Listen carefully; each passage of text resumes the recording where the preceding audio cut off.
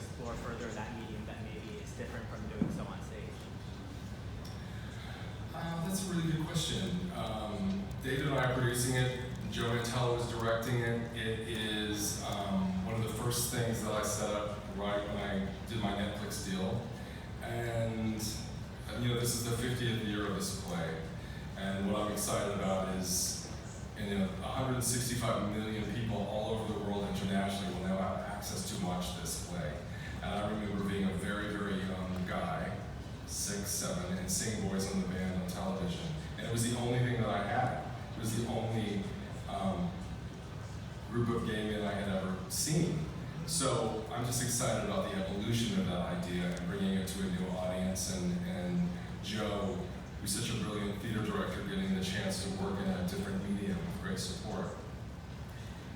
Mark has mentioned that this is probably the only property in history that was filmed with its original off-Broadway cast and made a film in 1970 and then filmed with its original Broadway cast, both 50 years later, 50 years from the play and then 50 years from the film.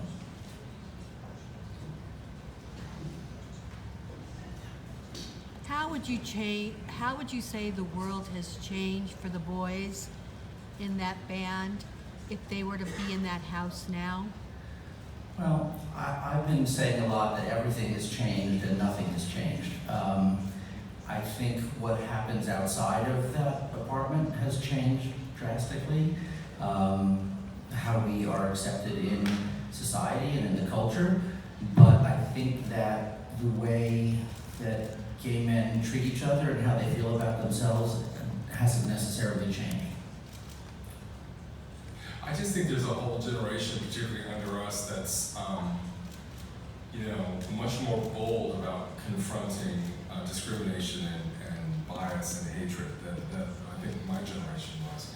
So that is what I think is different. I think social media has changed the way that young people interact with the world and demand their rights, perhaps more.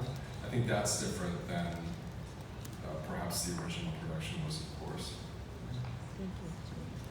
Anything else? Thank you, guys. Thank you so